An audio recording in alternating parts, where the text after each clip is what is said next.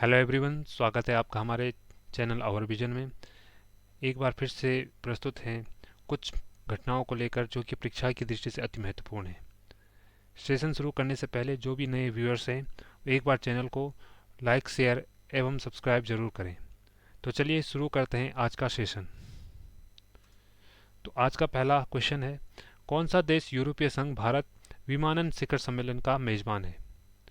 तो इसका सही उत्तर है भारत। हाल ही में भारत के द्वारा यूरोपीय संघ व भारत विमानन शिखर सम्मेलन की मेजबानी की गई। इस 2 दिवसीय यूरोपीय संघ भारत विमानन शिखर सम्मेलन यानी कि यूरोपियन यूनियन इंडिया एविएशन नई दिल्ली में आयोजित किया गया। यह हवाई परिवहन संबंधों और यूरोपीय संघ और भारत की पारस्परिक रूप से साझा चुनौतियों और अवसरों पर केंद्रित था। इस शिखर सम्मेलन के दौरान एयरपोर्ट अथॉरिटी ऑफ इंडिया द्वारा यूरो कंट्रोल के साथ एक आशय की घोषणा पर हस्ताक्षर किए गए थे। चलिए थोड़ा सा जान लेते हैं यूरोपियन यूनियन के बारे में। यूरोपियन यूनियन दरअसल 27 देशों का एक समूह है जो एक सशक्त आर्थिक और राजनीतिक ब्लॉक के रूप में कार्य करता है। इसके 19 सदस्य देश अपनी आधिकारिक मुद्रा के तौर पर यूरो का उपयोग करते हैं, जबकि 8 सदस्य देश जिसमें कि बुल्गारिया, क्रोएशिया, चेक गणराज्य, Denmark, Hungary, Poland, Romania, Sweden euro का उपयोग नहीं करते हैं। यूरोपीय देशों के मध्य सदियों से चली आ रही लड़ाई को समाप्त करने के लिए यूरोपीय संघ के रूप में एक एकल यूरोपीय राजनीतिक इकाई बनाने की इच्छा विकसित हुई थी।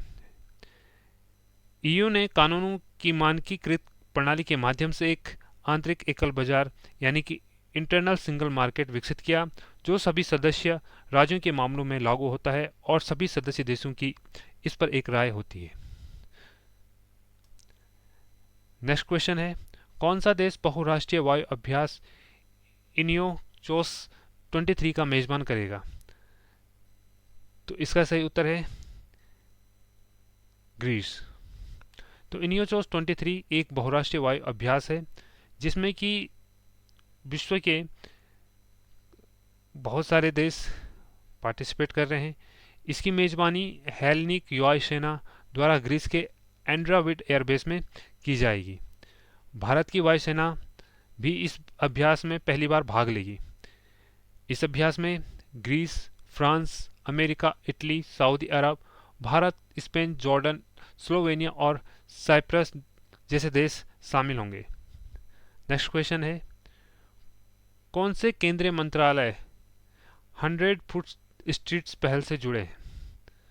तो इसका उत्तर है स्वास्थ्य मंत्रालय और आवास और शहरी मामलों के मंत्रालय। तो चलिए इसके बारे में थोड़ा सा डिटेल से जान लेते हैं।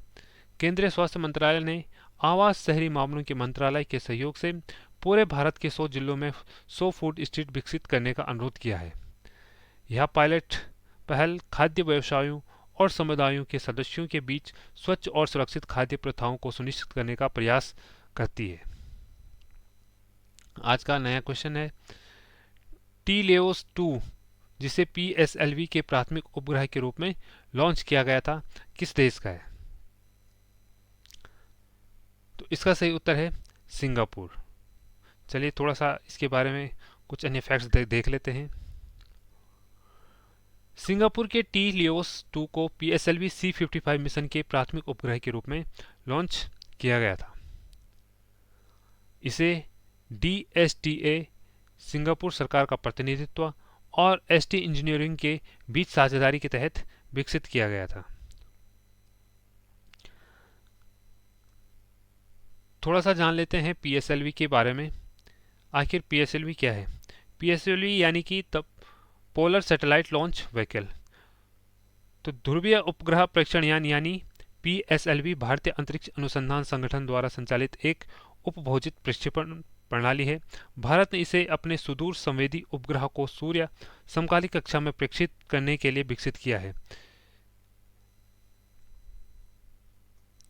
नेक्स्ट क्वेश्चन है, किस राज्य की विधानसभा चुनाव में पहली बार वोट फ्रॉम होम पहल की शुरुआत की गई है? तो इसका उत्तर है कर्नाटक। तो हाल ही में भारत के चुनाव आयोग द्वारा कर्नाटक विधानसभा चुनाव में पहली बार वोट फ्रॉम होम पहल की शुरुआत की गई थी। यह प्रक्रिया इस पर लगभग 8,900 व्यक्तियों इस प्रक्रिया में लगभग 8,900 व्यक्तियों को चुना गया जिनकी उम्र 80 वर्ष से अधिक थी। यानी कि इस प्रक्रिया में सिर्फ वही वोट दे सकते थे जो अपने घर से बाहर जाने में असमर्थ है या फिर जिनकी आयु 80 वर्ष से अधिक है। तो इस तरह के 8,900 व्यक्तियों द्वारा पहली बार वोट फ्रॉम होम पहल के तहत वोट दी गई। तो ये था आज का महत्वपूर्ण करंट अफेयर्स। बाकी के करंट अफेयर्स के लिए मिलते हैं नेक्स्ट सेशन में। तब तक के लिए धन्यवाद।